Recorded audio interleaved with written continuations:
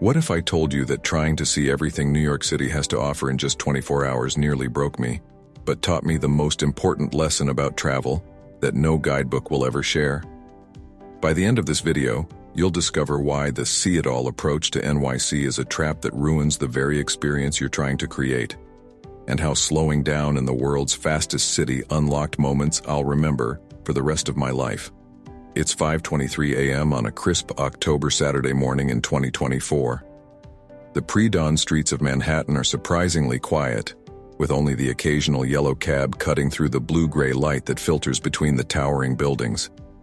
Steam rises from manholes like urban geysers, and the air carries that distinct New York mixture of fresh bagels, exhaust fumes, and possibility. I'm Maya Rodriguez, standing outside Penn Station with a backpack full of energy bars, 3 different guidebooks, and a meticulously planned itinerary that would make a military strategist proud. At 29, I've been dreaming of this New York trip for 3 years, ever since my corporate job started feeling like a prison and my small-town Ohio life began to feel impossibly limiting. This isn't just a vacation. This is my audition for a different life.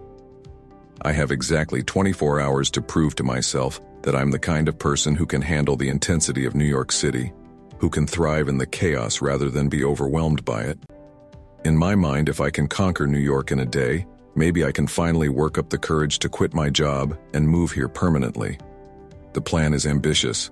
Statue of Liberty at sunrise, Times Square breakfast, Central Park power walk, Metropolitan Museum speed tour, lunch in Little Italy, Brooklyn Bridge sunset, Broadway show, and late-night pizza in the Village.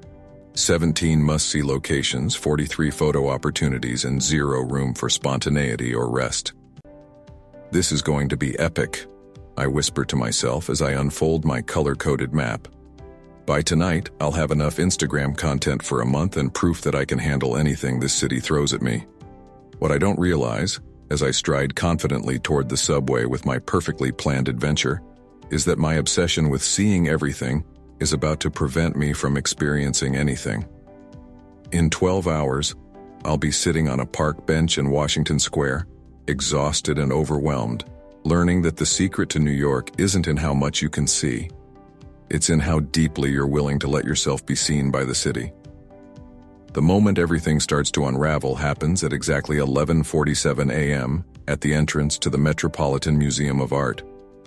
I've already hit 6 locations on my list, taken over 200 photos, and I'm running 43 minutes behind schedule. My feet are screaming, my energy is crashing, and I'm starting to feel more like a tourist checking boxes than a person having an experience. That's when I see the line at the Met. It stretches around the block, hundreds of people waiting in the October sun for their chance to spend 2 hours rushing through one of the world's greatest art collections. No way. I breathe, checking my phone for the 15th time in 10 minutes. This is going to destroy my entire schedule. I join the line anyway because the Met is on my list, and I've traveled too far to start skipping things now. But as I stand there for the next hour and 23 minutes, something inside me begins to crack. The carefully constructed confidence I've been wearing like armor starts to feel heavy and false. The woman standing in front of me, maybe 60 years old with paint-stained fingers and a weathered canvas bag, notices my obvious frustration. "First time in New York?" she asks with a smile that suggests she already knows the answer. "Is it that obvious?" I reply, trying to sound casual while internally calculating how many locations I'm going to have to cut from my itinerary. "You've got that look," she laughs, "like you're trying to eat the entire city in one sitting. I did the same thing 30 years ago when I moved here. Nearly gave myself a heart attack trying to prove I belonged." Her words hit deeper than I expect. She introduces herself as Elena, a painter who moved to New York from a small town in Montana decades ago. As we inch forward in line, she shares her story of trying too hard to be a real New Yorker and missing the actual experience of living in the city. "The secret," Elena tells me as we finally reach the museum entrance, "isn't seeing everything. It's allowing yourself to be changed by what you do see. Quality over quantity, depth over breadth." Inside the Met, instead of racing through the Egyptian wing like my schedule demands, I find myself standing in front of a single painting for 23 minutes. longer than I've looked at any piece of art in my entire life. It's a Van Gogh self-portrait, and something about his eyes, about the raw honesty of his brushstrokes, stops me completely. When was the last time I actually stopped like this? I think, feeling something shift in my chest. When did I start measuring experiences by how many I could accumulate instead of how deeply I could feel them? By 3 p.m., I'm 5 locations behind schedule and having the most authentic day I've had in years. The breakthrough moment happens at exactly 7:34 p.m., not at any landmark or famous location, but sitting on a weathered bench in Washington Square Park. I've abandoned my itinerary completely after Elena invited me to join her and her artist friends for an impromptu dinner at a hole-in-the-wall Vietnamese restaurant that definitely isn't in any guidebook. As the sun sets behind the arch, painting the park in golden light, I'm surrounded by strangers who have somehow become friends. Elena, Marcus the jazz musician, Sophia the poetry teacher, and David the vintage bookstore owner. They're sharing stories about their New York dreams, their failures, their small daily victories in a city that can be both brutal and beautiful. You know what's funny? I say, surprising myself with the words that come out. I came here to prove I could handle New York, but New York is teaching me how to handle myself. The realization hits me like a physical force. I've spent the day trying to consume New York City like it was a checklist to be conquered. But the moments that have changed me, the conversation with Elena, the 20 minutes with Van Gogh, this sunset dinner with new friends, none of these were on any itinerary. Marcus, who's been quietly strumming his guitar while we talk, looks up and says, "That's the thing about New York. It doesn't care if you see every landmark. It cares if you're brave enough to let it see you." His words unlock something I've been carrying for years, the fear that I'm not interesting enough, not sophisticated enough, not brave enough for a bigger life. I realize I've been treating this trip like a test I had to pass, instead of an experience I was allowed to have. As we sit in the growing darkness, watching street performers and late-night joggers, I understand that I don't need to prove I can handle New York. New York is handling me, gently breaking down my walls, showing me that adventure isn't about checking boxes, it's about being open to connection and surprise. The woman who woke up at 5 a.m. with a military-style itinerary is gone. In her place is someone who has learned to trust that the best experiences can't be planned, only welcomed.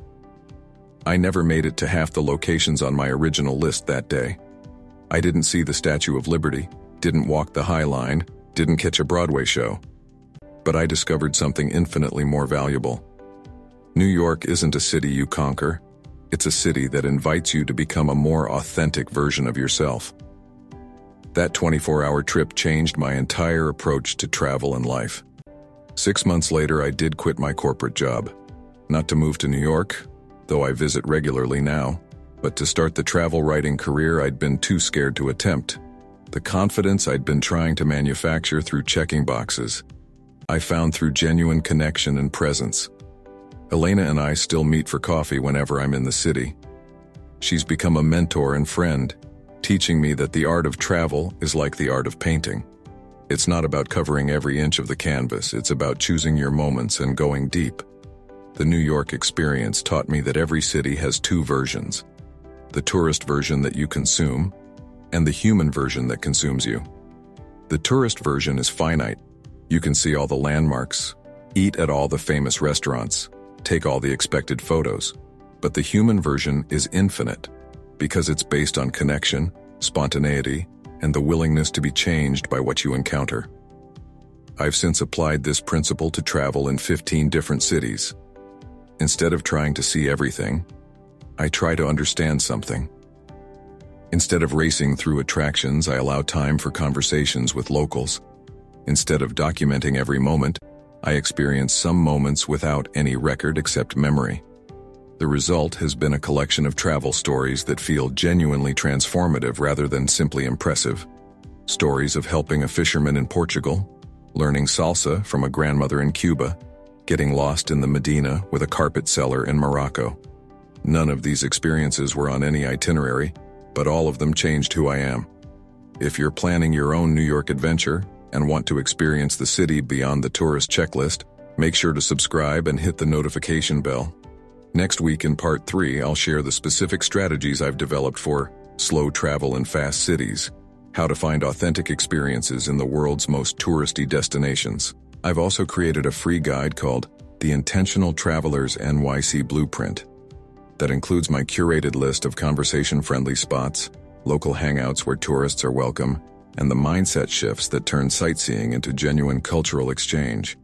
The link is in the description below. Remember, the goal of travel isn't to prove anything to anyone, including yourself. The goal is to be open to what the world wants to teach you, which is almost never what you expect to learn.